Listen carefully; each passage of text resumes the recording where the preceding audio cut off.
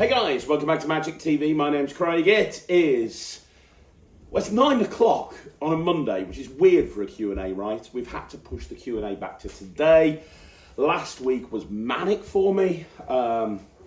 If you don't know, obviously it was the Blackpool Magic weekend last weekend. I was running around like a blue-ass fly. Then every single day after that, Ryland's been performing at Showzam. So he's had, most days he's had 3 shows a day. He had like a workshop with a show at 1 o'clock, another one at like 3:30, and then a full 2 45-minute kind of with a break in between shows in the evening.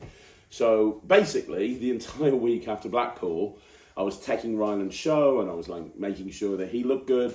So because of that, I've literally had no time to film anything, which is why the Q&A, which normally goes up on a Sunday, it just wasn't physically possible to do it for yesterday. It's currently Sunday right now. I've just got back from Blackpool. It's like 5 o'clock in the afternoon.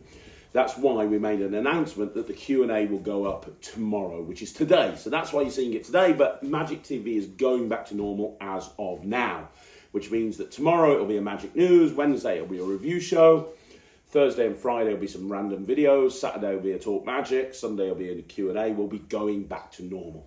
Also, anybody who's on the Netrix, please watch out, because this week we're uploading a load of new videos to the Netrix as well, so I hope you're excited about that one.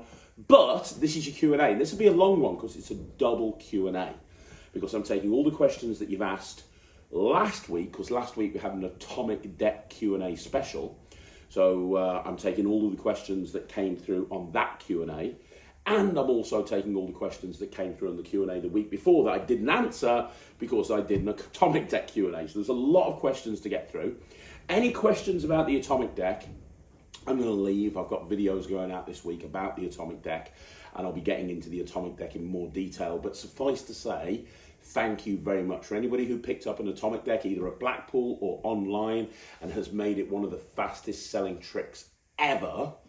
I really appreciate it from the bottom of my heart. This genuinely has been a product. It's been a labour of love.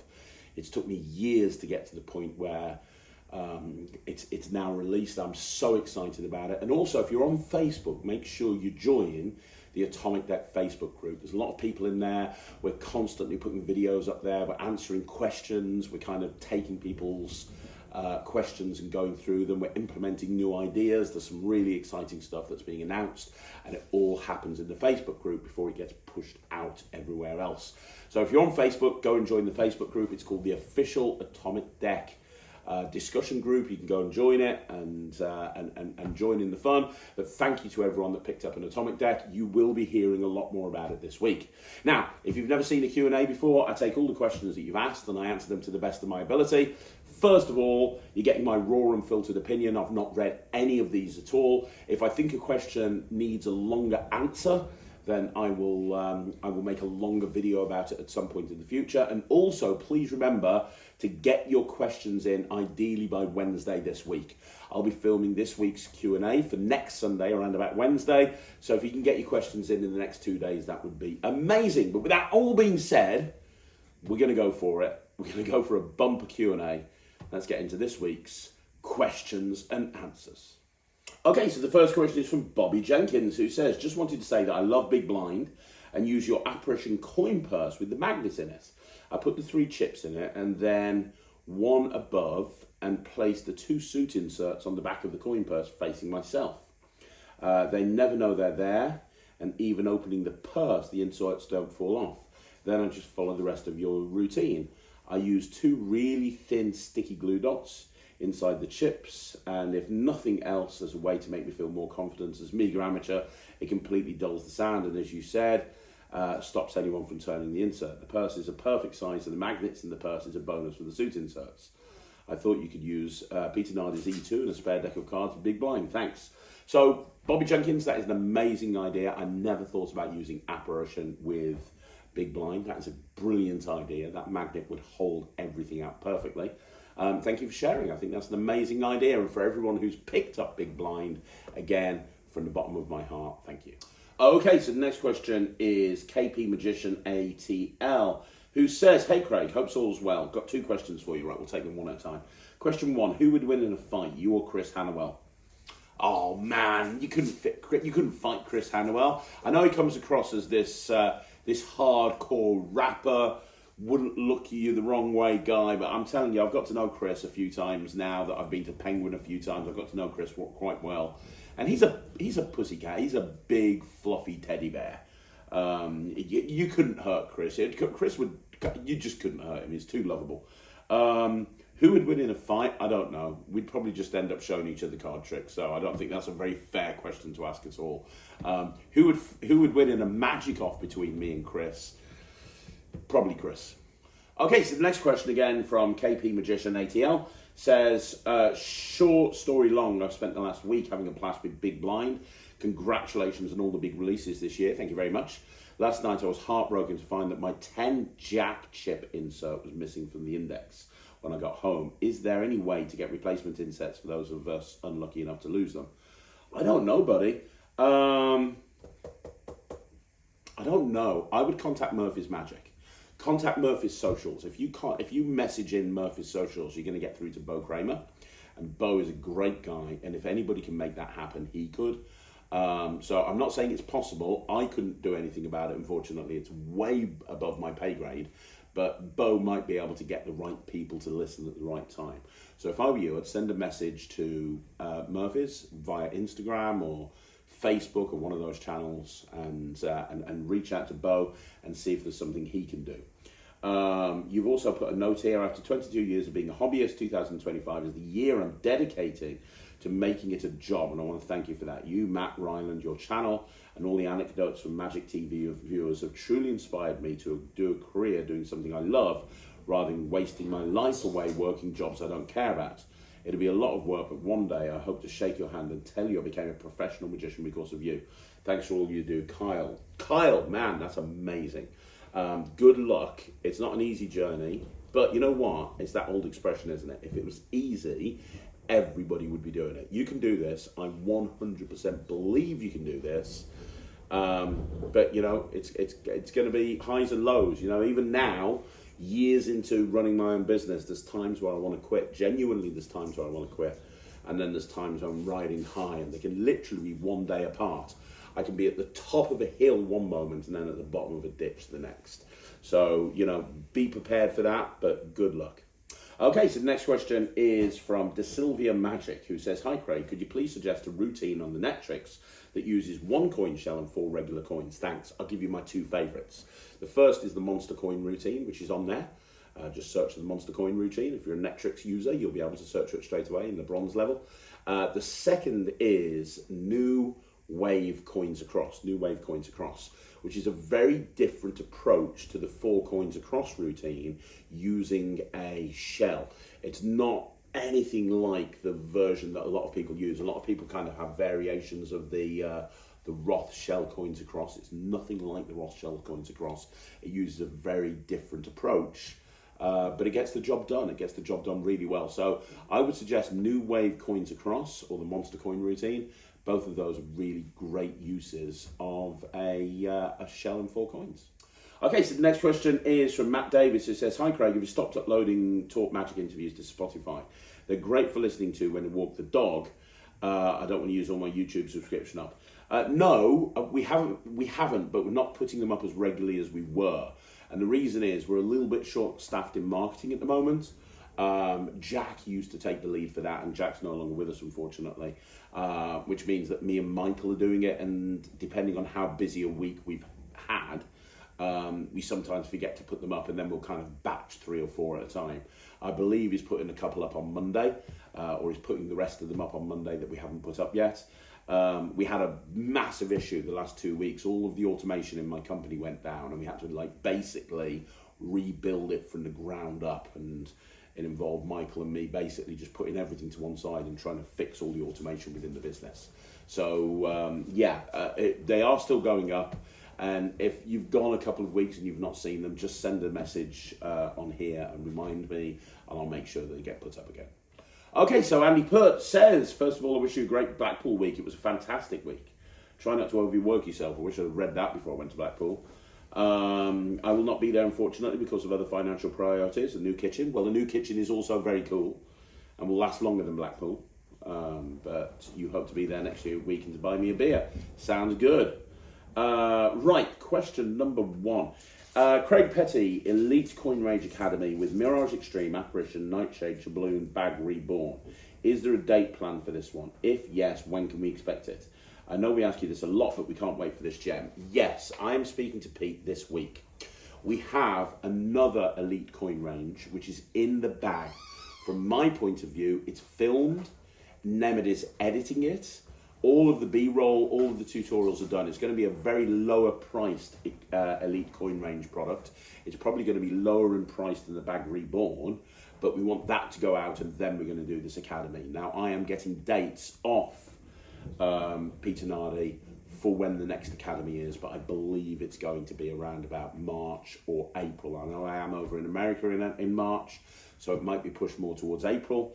But I will let you know on this channel as soon as it's coming up. But then, yes, it will combine Bag Reborn, Shabloon, Nightshade, Apparition, Mirage Extreme, and the new one that I'm not allowed to talk about too much at the moment.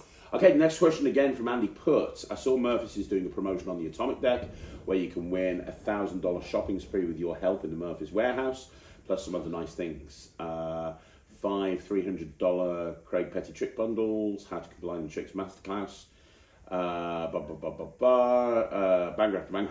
I hope you understand that reference. Yes, that's completely correct. There is a golden ticket somewhere. I know one of the silver tickets has been found. It got found in Blackpool. I think there's still 4 silver tickets and a gold ticket somewhere out in the wild.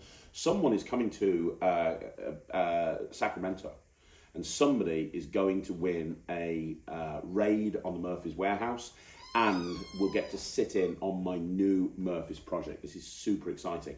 But to be honest, the people that win the silver ticket, I have got some incredible stuff planned that will never be published outside of that Zoom call that I'm doing for those 5 people that win the silver ticket. So it's very, very exciting. Please let me know if you get a silver ticket or gold ticket. I really can't wait to find out who I'm going to be working with. Okay, next question again from Andy Putt. We know Blackpool is a place for soft releases for the release schedule for the entire year.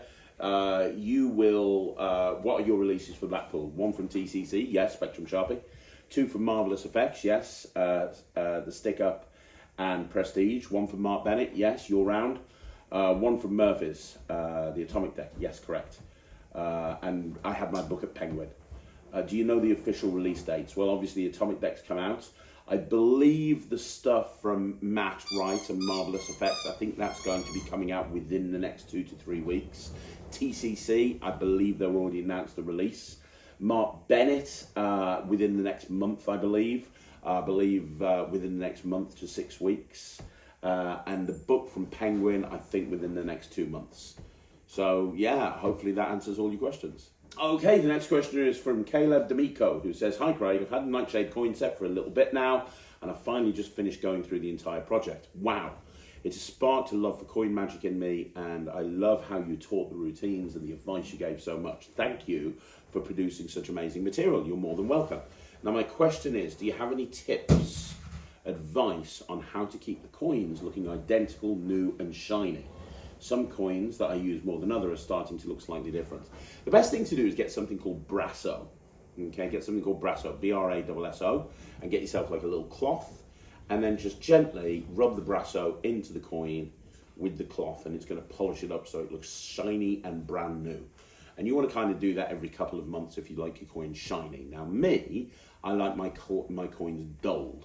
So I put them in my pocket and I make sure that I've just got them in my pocket constantly so they all look aged, and then they kind of all look the same. But if you want them all shiny, make sure every 2 or 3 months you just rub them with a bit of Brasso, and they'll pop and they'll look all shiny again. Okay, so the next question is from Yoni Berg, who says, "What do you think about Dan Harlan leaving Penguin Magic?" Well, it's kind of old news now, to be honest, mate. It happened about 2 years ago. I mean, it was a big deal at the time. But, you know, we've kind of got used to it now. Dan's not been around Penguin for a couple of years. I mean, he still releases tricks with them occasionally. He still comes in on projects. But I think Dan left because he wanted to do his own thing. You know, he wanted to set up his own magic convention. He wanted to release his own projects away from Penguin. I know he planned to bring out the Masterworks books.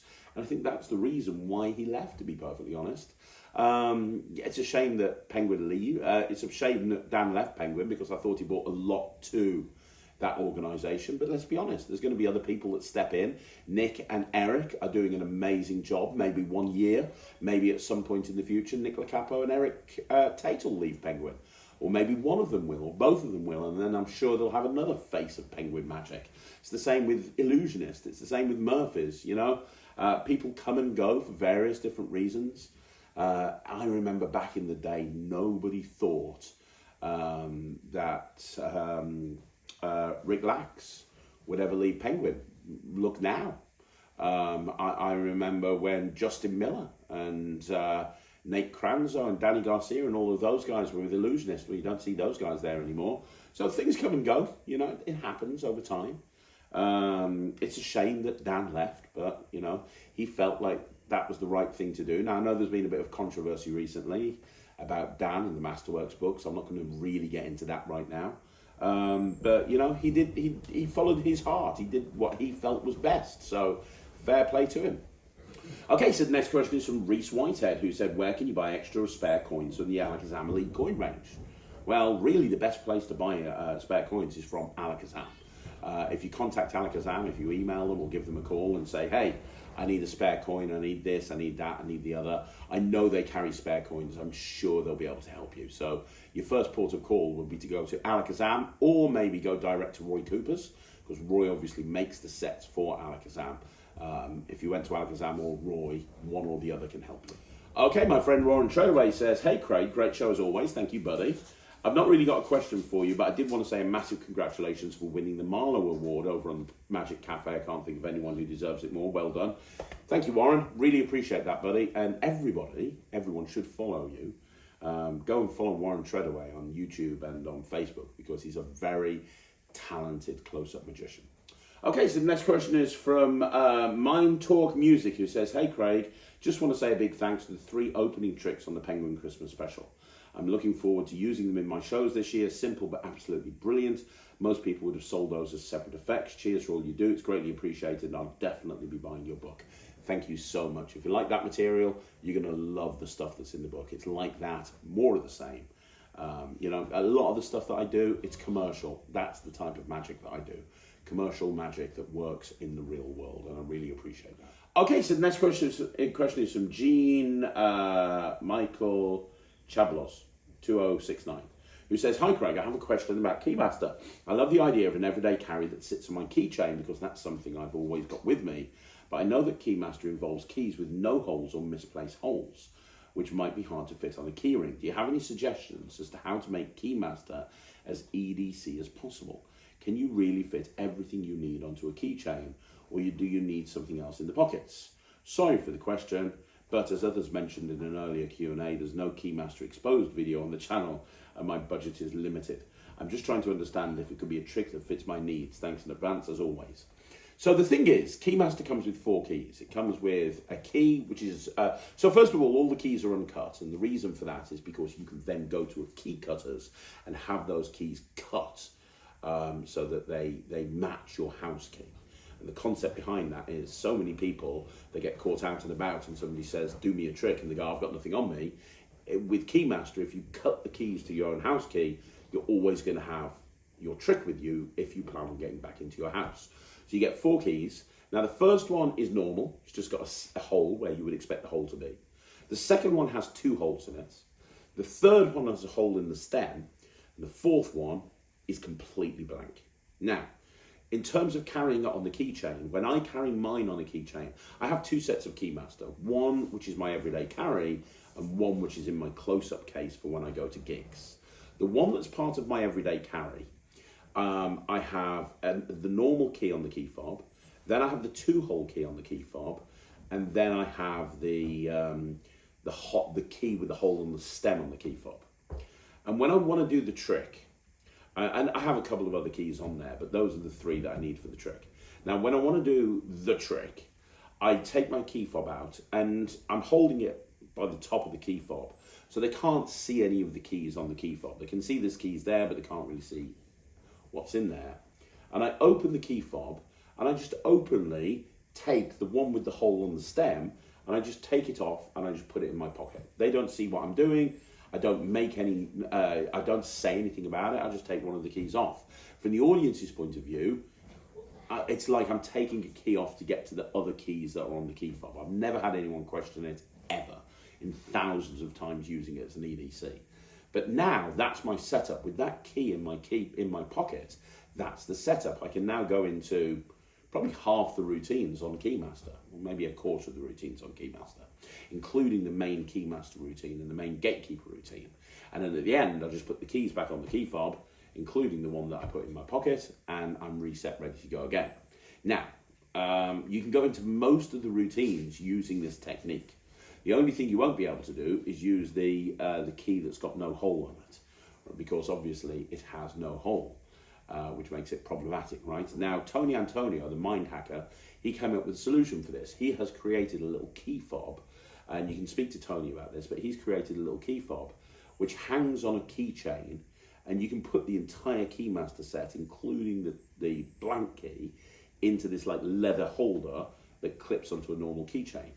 So you can just, when you want to do the trick, you just take off this leather holder, take out the keys that you don't want and put them into the pocket, and you're ready to go into any of the routines, including the blank key.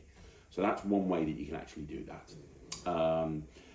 There's only like 5 or 6 routines that use the blank key anyway, so it's not like you can't do the majority of the keys, the majority of the routines. But if you don't want to use Tony's keychain and you want to use a normal keychain, you can do most of the routines using that technique, but you won't be able to use any of the routines that use the blank key. However, just put the blank key in your pocket. If you want to do any of those routines, put the blank key in your pocket, and you're set to do that as well. So, hopefully that helps. Okay, my next question is Damien Wheeler, who says, "Hi Craig, in the Bag Reborn exposed video, you note the mentalism routines are taught on the project. Can you describe the effects, not the methods, and share the specific names of the mentalism tricks taught on the project?" I haven't got it with me right here. I'm not in the office. I haven't got a Bag Reborn on me, so I can't do it right here, right now. But what I can do, and what I am planning on doing actually, is I plan on doing a video soon, which is kind of a follow-up video on the Bag Reborn. I did an exposed video, but I'm going to do a video on mentalism routines with the Bag Reborn and talk about a whole bunch of routines, some that are on the project and some that aren't, and some that combine the Bag Reborn with other mentalist props. And I'm going to do kind of a video on that. I thought that'd be a really cool video to do. I had somebody else ask me this question or similar question at Blackpool, and that's what made me think of doing this video. So I am planning on doing a video, and what I'll do is I'll make sure that any of the tricks that I do that are on the project, I will cite the source of them for you as well, and I'll give you the name of the trick. Okay, so the next question is from David Blaine, who says, "Are you going to do an atomic deck reveal video?" And the answer is probably. I need to speak to Lloyd about it, because I've had so many people that have bought the atomic deck say to me, "Don't do an exposed video. We really don't want you to do an exposed video." So I need to kind of get my head around whether I should or not. In my head, I want to do an exposed video, because they're doing an exposed video on every single trick that I've ever done. And I've also been very open about the atomic deck. Like I even did that Q&A last Sunday, which pretty much exposed how the trick works. So I don't see a problem with doing it, but I don't want to annoy people that have actually bought it either. So I'm not 100% sure. I'm going to speak to, it's Sunday evening at the moment. I'm going to speak to Lloyd about this and then film the video this week. Or if I don't film a video, I'll film another video. I've got a lot of atomic deck content that's coming out soon. And that's one of the things that's coming out. Okay, so the next question is from Archie Cox Magic, who says, "Hi Craig, after Blackpool, I plan to learn focus. How would you recommend watching long tutorials? Would you say it's best to learn the trick first, and if you like it, practice and perform that one, and then learn the next? Or do you think it's better to watch the whole tutorial and make a note of the tricks you like and learn your favorites first? Do you have a process when learning from a tutorial?" Yeah, if I was learning something like focus, the first thing that I would do is I'd watch the bit that I need to know. I'd watch the bit that I need to know that's going to teach me how the deck works and how the marks work and so on and so forth. I'd learn that first of all. The next thing that I do is I go watch the performances of every single trick. And I would make a note of all of the performances, and I'd probably rank them out of 10. Because there's 40 tricks in focus, right? And they're not going to be for everybody. Not everyone can love every trick. There's going to be some tricks on there that really appeal to you, and there's going to be others on there that don't. And you're not going to know unless you see the performance. It's why I always insist with every company I work with that I do a studio performance, at least bare minimum studio performance of every single trick. Because that way, that way you're going to be able to see exactly how the trick looks, and you can decide whether or not that's the sort of thing that you want to invest your time into learning. So I'd probably go through all 40 tricks, and I'd probably pick out the top 5 that I feel really kind of work for me. And I'd learn those 5 first of all, and then I'd go and work those in. I'd go and show those to people and perform them in gigs and so on and so forth. And based on the reaction I'm getting from those tricks, I'll probably then go out and do a bunch more, and go out and do a bunch more, and go out and do a bunch more. And I'd learn more over time, but I'd probably start with 5 first of all. But in order to get to those 5, I'd watch everything else that's on the project. Not the explanations, obviously, just the performance. Okay, so the next question is from Far8869 or 96, which says, "Hi Craig, thanks very much for your efforts in answering these questions. You're more than welcome. I'd like to ask your opinion on a hypothetical scenario. Suppose a working magician who has been struggling for a big break finally lands an opportunity to perform at a political fundraiser. The pay is excellent and the exposure could be huge. However, the potential client is someone whose political views the magician strongly opposes.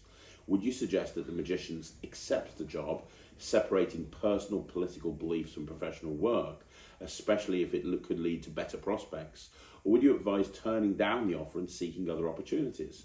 I realise there's no one-size-that-fits-all answer here. I'm just interested in your perspective. Thanks again." Well, look, here's the thing. And that's a great question, by the way. It's a very, very good question. Forget about the fact that this is a struggling magician that's been looking for a big break.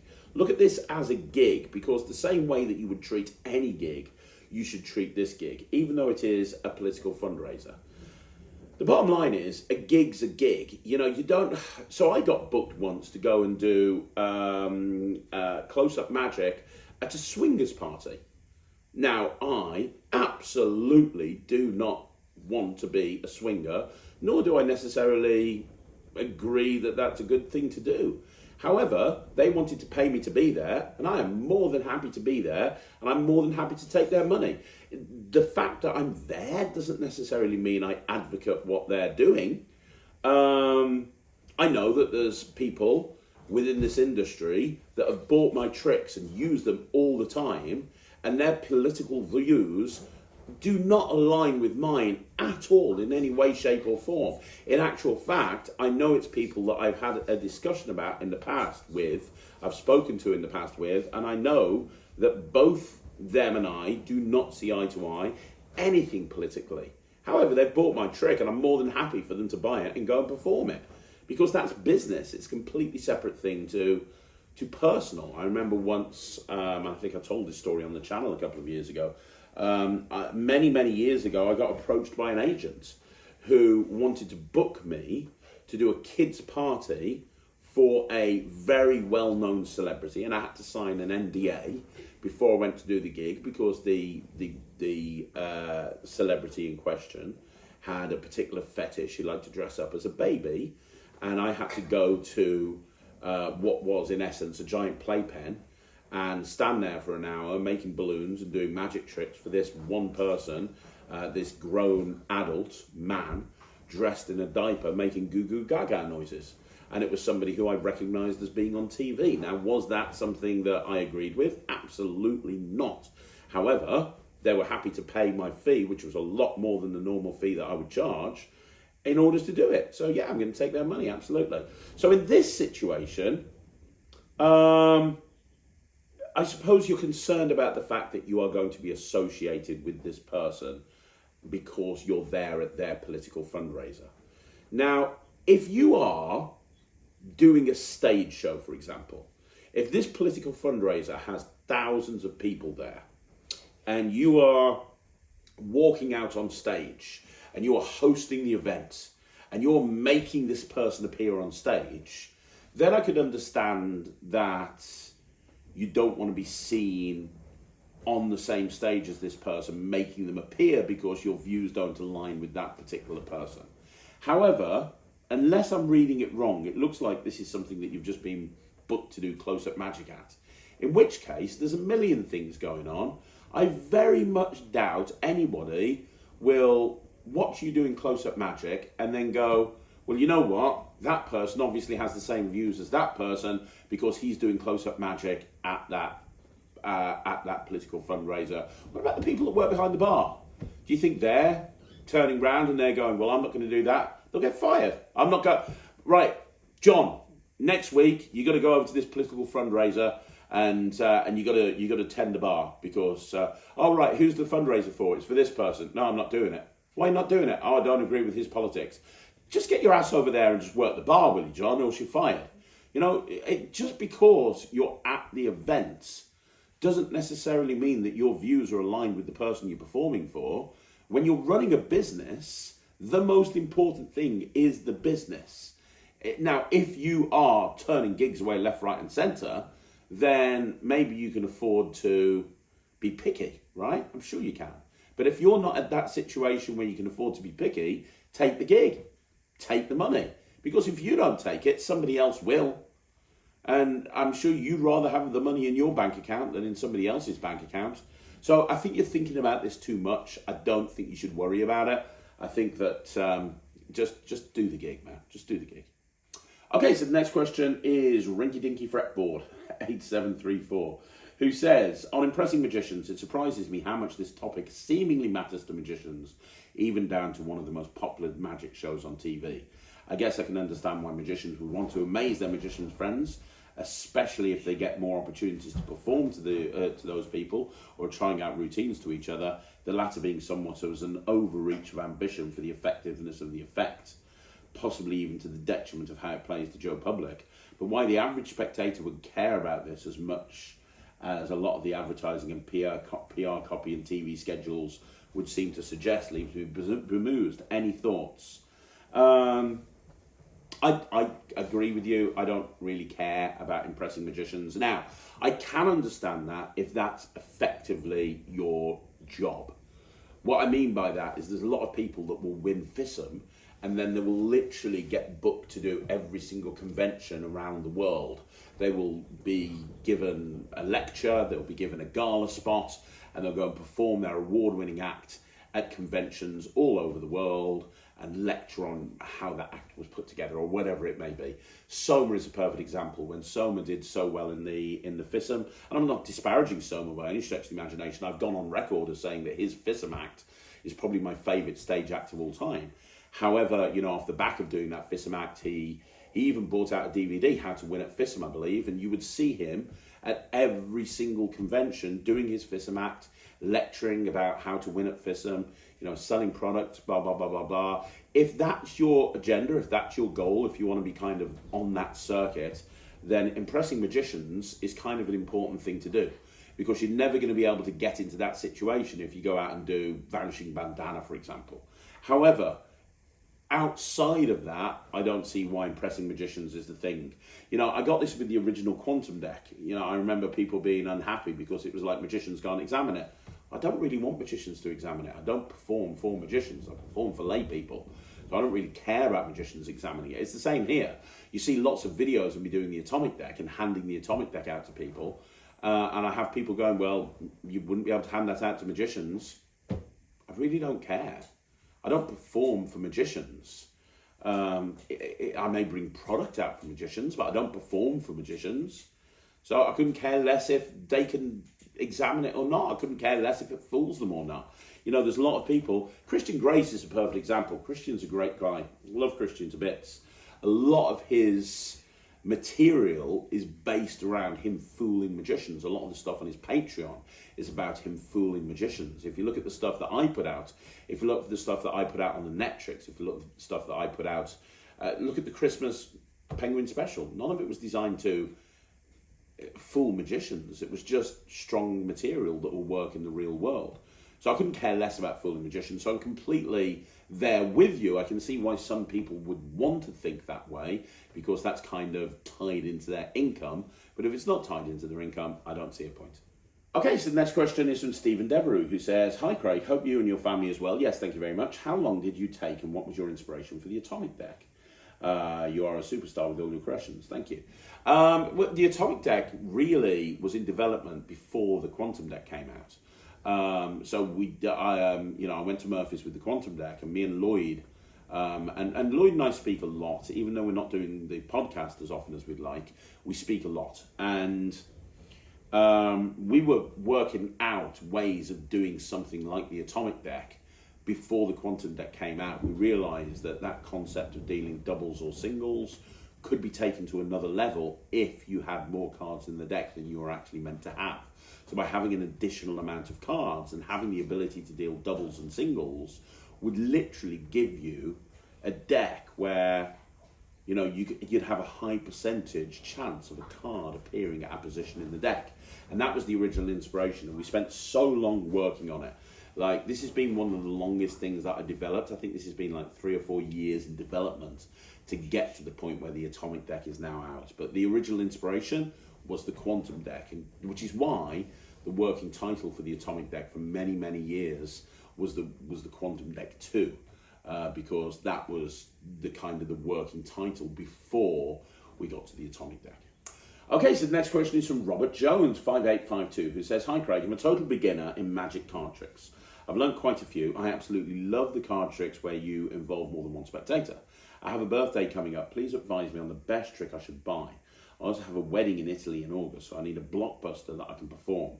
Please be aware I have sausage fingers." Am I allowed to say the Atomic Deck? The Atomic Deck, there you go. Big blind, anything I've put out. No, in all seriousness, let's push my stuff to one side for a bit. So you want a really great card trick that's really easy to do so you can manage it with your sausage fingers. Let me think. Predator Pack is really good by R. Paul Wilson. That's recently come out through Penguin Magic. I very much like Predator Pack. I think that would be a good deck for you to get. You might want to look at the Many Tekel deck.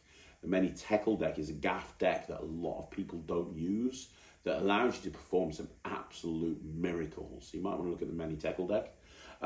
If you want something that you can put into a deck of cards that allows you to perform absolute miracles, then you might want to consider looking at Richard Sanders. Richard Sanders has got this new trick come out that's based on a very old thing that he did, but this is called 30 Seconds to Stun, and it's going to teach you how to make a gimmick that you put into a regular deck, and you can use it. You can use that in that regular deck to perform an absolute miracle.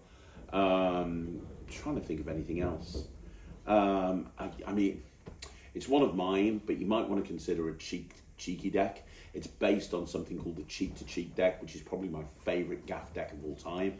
The Cheek to Cheek deck is amazing, and it allows you to, in essence, do a self-working triumph. So if you're wanting to do a self-working triumph, then this is absolutely the way to do it. And you can do a thought-of card triumph. Now, I had a trick come out called the Cheek to Cheek Cheeky deck through Alakazam. However, you can download for free off Penguin the Penguin Holiday Special from December last year. And if you do download that, I've got 3 really killer card tricks on there at the very, very beginning. I've got a way of using an invisible deck in a very different way that might work for your wedding. I've got a really cool use of a Svengali deck to do like a mentalism versus prediction plot. And I've got a really cool self-working thought of card triumph. And all of that is on there, so you might want to have a look at that. Okay, so the next question is from Divishan Magician, who says, other than the solution, what are your top 3 favourite dual reality tricks? Wow, that's a great question. I might need to think about this and get back to you. I've got a trick on the Netrix, which is very similar to the solution, but it doesn't use a Rubik's Cube, it uses a deck of cards. And it's a way of doing a triumph, but the spectator does the triumph. So if you know the solution, it's a similar sort of thing. You're telling the spectator to turn cards over and over and over and over and over, and you face the audience first of all as you're doing this whole, I'm going to turn them over and over and over. And then when you have the spectator stand behind your back and you get them to do the same thing, it's like the solution. It's a dual reality thing, but it's a dual reality working in both directions. It's a dual reality because when you're showing the audience, the spectator behind you can't see what's going on. But when you show the spectator, they're seeing something different to what you showed the spectators a little while ago. So that's really great. That's on the Netrix. It's a great triumph, especially for a stand-up performer. My second favourite thing that I do with dual reality, and I do this an awful lot, is if I'm performing in a theatre or somewhere that's a bigger venue, and I've gone into the audience to get somebody to bring them up on stage, I'll switch my mic pack off, and as they come on stage, I'll go, "What's your name?" And let's say they say John, for example, and then switch the mic pack back on. I'm like, "Right, okay, nice to meet you. Now we've never met before," and I'll basically just say, "Okay, so your name is John, right?"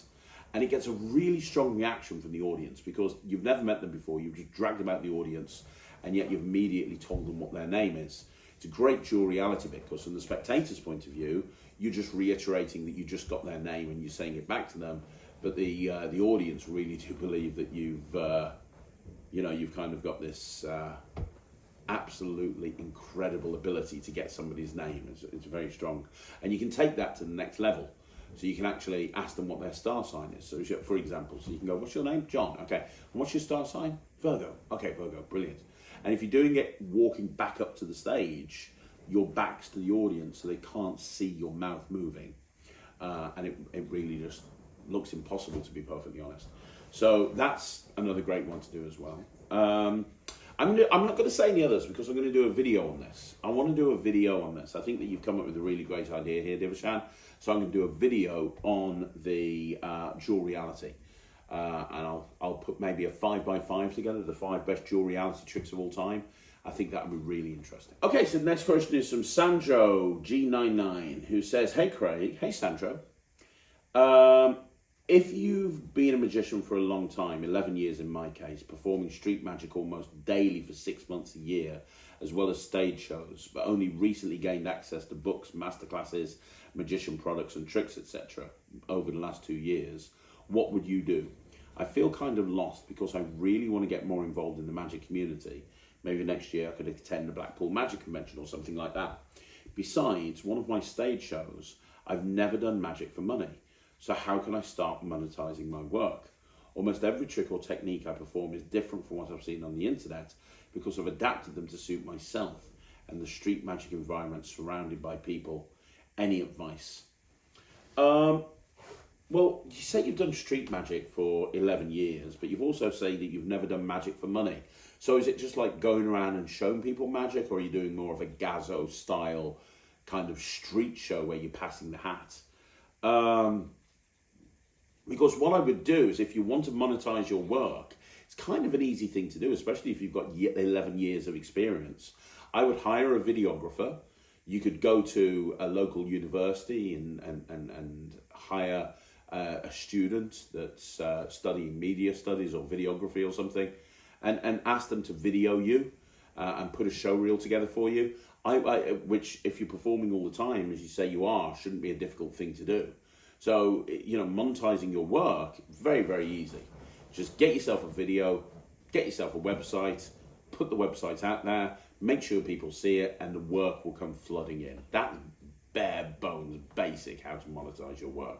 In terms of tricks or techniques different from everything you've seen before, that's a good thing, One of the biggest problems that people have, one of the biggest issues that people have, is just performing the same material that everyone else performs in exactly the same way that people perform it. What you've done is, because of your experience, you haven't done that. You've taken your own path. You've come up with your own ideas. You've come up with your own techniques. You are unique. The ultimate goal of any magician is to be unique and to put something together that nobody else does. And that's what you've done by default. So that's not a bad thing. That's a good thing. And if you get more involved in the magic community and you're, for example, you mentioned Blackpool, you're in the Ruskin and you're performing your material and it's very different to everyone else, you're going to have people gravitating around you. So, what you're looking at as a negative, what you're looking at as a bad thing is actually a good thing. And it's kind of how you look in this scenario. you look at this scenario as a bad thing because it's kind of like, oh, I'll do things differently to everyone else. Look at it as a good thing. Okay, the next question is from Illusionist Ed Zeus, who says, it was great meeting you at Blackpool. Likewise, buddy. I wanted to ask about Jay Sankey at Blackpool. I heard multiple jokes about him. Have I missed something? What's the backstory on this? Look, Jay is a fantastic creator. Jay is funny. Jay is a wonderful performer. Jay is somebody who really has this ability to not only create really strong magic, but really make a connection with anybody that he's performing for. You have Jay at a convention, he's always going to be popular. He's always going to be somebody that everybody gravitates to watch because of his reputation alone. Jay is a legend in this industry. He has worked hard to create that legend status, and we can never take that away from him. However, the reason that he kind of has jokes told about him all of the time is because he genuinely doesn't like mixing with people at a magic convention. If he's booked to do Blackpool, for example, there's a very good chance he would just turn up to do his lecture, and he would spend the rest of the time in his hotel room or with a baseball cap on, trying to look invisible and go around the shops or something like that, but generally probably be in his hotel room. He will happily turn up and do his lecture.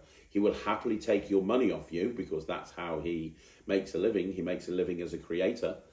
He'll happily take your money off you, but he isn't particularly, he doesn't care. So, you know, a lot of creators, they'll hang out in the Ruskin, they'll chat to people, they'll spend time talking to people. Jay tends not to do that, and because of that, he can be the butt of people's jokes. That's probably why. Okay, the next question is from Milo Jupiter, who says, hi, will your rattle dice routine be on the tutorial? I believe it is. I believe there is a separate video on the tutorial that you can watch, and it is of my rattle dice routine. I know that when I went to Penguin in August last year, I filmed my routine and went through it in great detail. So it's definitely filmed, and I've heard from other people it's up there. So go check the tutorial. I do believe it's online. Okay, the next question is, hi Craig, I was wondering if you had any recommendations on where to get some of the props needed for the tricks in Absolute Madness I bought at Blackpool, but I don't have all the props. Wow, okay, yeah, I'm going to do a video on Absolute Madness very, very soon, and I will let you know where you get all of the bits and pieces. Generally, Amazon is my preferred choice. I mean, most of the routines are just coins and cards and rope and sponge balls and God knows what. But yeah, I'll put a video together for you. It's kind of too long to do now, so I'll put a video together for you. Okay, the next question is from R. Andrews Avo, who says, hi Craig, I know that you, Penguin, was selling your book at Blackpool, but when, if it will be available to purchase for those of you who would like to buy a copy here in the States? Thanks. Yes, Penguin will be bringing it out because obviously Penguin published the book. I believe that they're gearing up to do that in March, I believe. So in March, Absolute Madness will be absolutely released and you'll be able to get it. And I believe that that's going to be March. So, yes, March. I don't know what else to tell you. I'm pretty sure it's March. I think they're just waiting for the books. Because what happened, right, is the books actually haven't made their way to Penguin yet. But they knew they wanted to launch it to Blackpool. So I believe they're en route to Penguin. But they air-shipped direct to my house all of the books that we had at the Blackpool Magic Convention. And then I took them to Blackpool. So because of that, we had those there, but I think Penguin is still waiting for the books, the main bulk of the books to come in. As soon as they've hit their warehouse, I believe that they're going to be sent out. I don't know when that is, but I know it's going to be soon. Okay, so the next question is from the Golden Knights fan 84, who says, hi Craig, I was wondering if you could teach me how to palm a card in my right hand, as I naturally hold the deck in my left, but the issue is I have low grip strength in my right hand, so I would be worried about the card falling out or flashing. The reason I asked this question is because I'd like to learn the laser snap deal, and when I contacted a friend of the channel, Ashley Goodwin, to ask how difficult it would be for someone with grip dexterity issues, she said as long as you can palm a card laterally, then that should be easy enough. Any help in answering this question is greatly appreciated. Have I got a deck of cards? Ryland, can you bring me a deck of cards, please? Ryland is over there. Hopefully, he can bring me a deck of cards. Oh, actually, I've got a deck down here that we use for the review show. Don't worry, I got a deck. Oh, he's bought me another deck. I don't need that one. Useless. Right. So, I don't do the laser deal or the snap deal. However, Ashley Goodwin is amazing at it, and she is correct in that you want to be able to do it from lateral palm. Now, there's lots of different palms. This is the main palm. This is, oh, that's a double backer. We don't want that. We don't want that. We want this. Right, okay. So this is the main palm. This is kind of like a normal palm. This is where a card normally is. But you wouldn't want that with a snap deal, right? Some people will use Tenkai palm with a snap deal. This is a Tenkai palm. The side of the card is against this area of the hand here, and then the thumb comes over the top.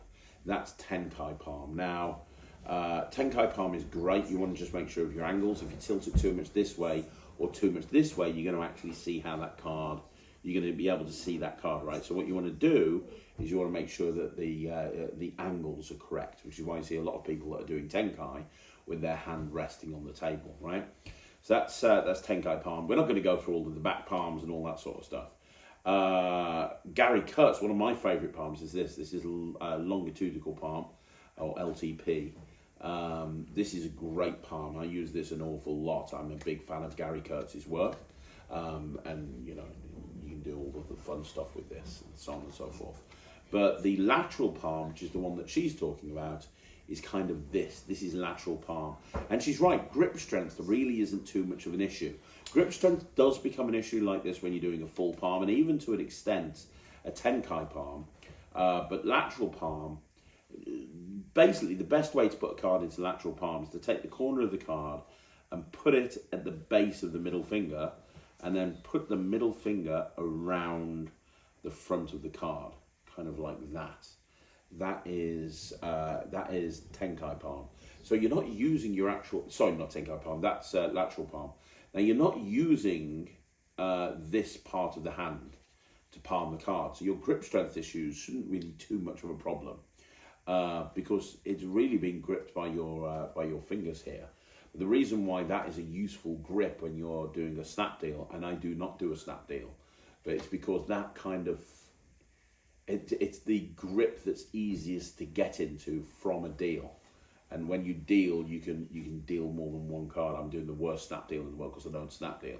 But you can take multiple cards into that kind of that Tenkai palmed position, right? So not Tenkai, lateral palm position.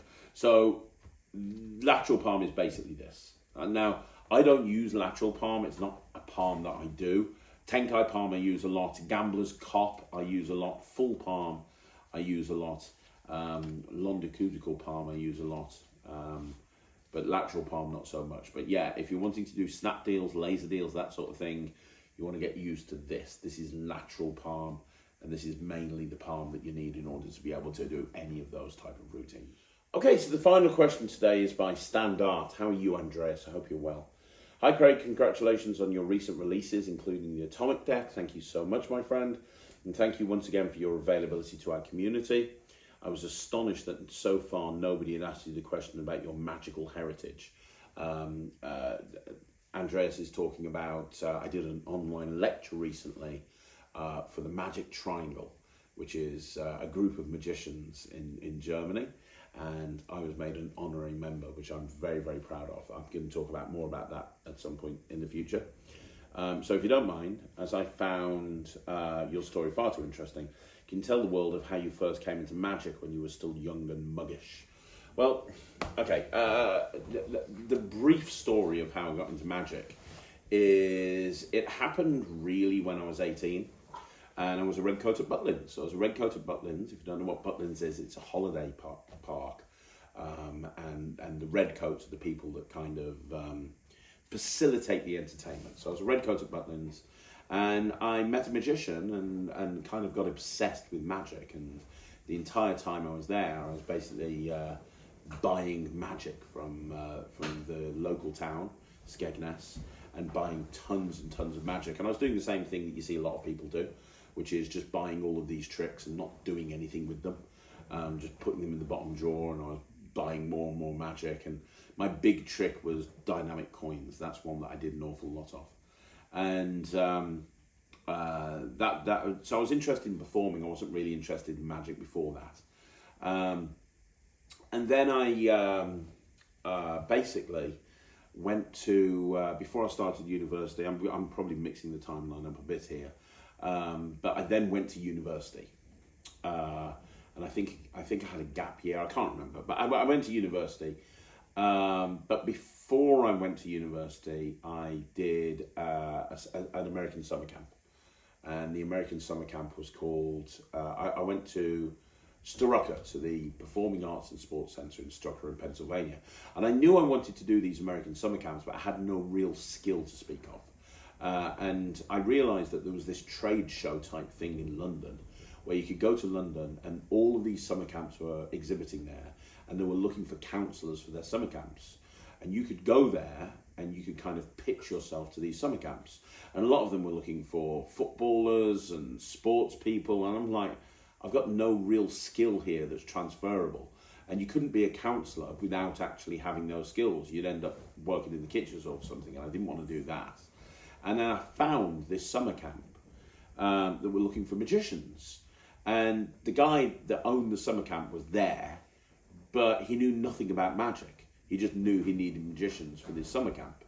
So I went up to him and I thought, I'll blag him. And I said to him, I do magic. And he's like, do you? And I was like, yeah, I do magic. He's like, show me a trick then. So I did the one and only trick that I could do that was any good, which was dynamic coins. And luckily, he'd never seen it before. He was blown away and he gave me the position. And I was so proud of myself that I managed to blag my way over to this summer camp without actually having any skill whatsoever. And I turned up at the summer camp. And it was a reality check when I got there. And you got there like 2 weeks before the camp started, so you could kind of get everything ready. And the magic was a big deal at this place. It was a performing arts camp, so magic was a big deal. They had their own like sort of area, and there was a director of magical studies who was Brad Henderson. If you don't know Brad, Brad is an amazing magician. He wrote The Dance. He's just awesome. And he was the director of magical studies. And there were a load of other people there. I think there were 5 of us underneath Brad. And to give you an idea of the abilities of the others there, one of them was Brian Brushwood, a very young Brian Brushwood. And so I was like sitting around, and before we did anything, Brad was like, well, let's show each other a trick. And I was like, and so everybody was doing card tricks. Everyone had a pack of cards in front of them. I didn't even know how to shuffle a pack of cards. Everyone had a pack of cards in front of them, so they were all doing magic tricks. And then it came to me, I was the last person. I'm like, I don't do card tricks. And he was like, what do you mean you don't do card tricks? I was like, I don't do card tricks. He's like, well, show us something that you can do. And so I pulled out dynamic coins, and immediately everyone there thought I was a joke. And Brad realised that he was stuck with somebody with no skill, ability, knowledge in magic at all. And he was stuck with me because he couldn't send me home. It was too late to get another counsellor. He was kind of stuck with me. So I ended up being put in charge of coin magic because nobody really did coin magic. And even though I didn't do coin magic, I didn't do anything else. So I was put in charge of coin magic, and he literally locked me in a room for 2 weeks with a copy of Super Magic by Paul Harris and some of the Michael Amar Easy to Master VHS tapes. That's how long back we're going. The VHS tapes. And he basically said, right, you've got 2 weeks to learn how to do coin magic. And I spent the entire summer teaching kids coin magic and not really knowing what I was doing. I was learning it on the job. So I was literally sitting there with the kids figuring out how these tricks were done. And it was the most stressful time of my life. I didn't have a clue what I was doing. And I got out of this summer camp actually quite good at coin magic, which is why I'm a coin guy.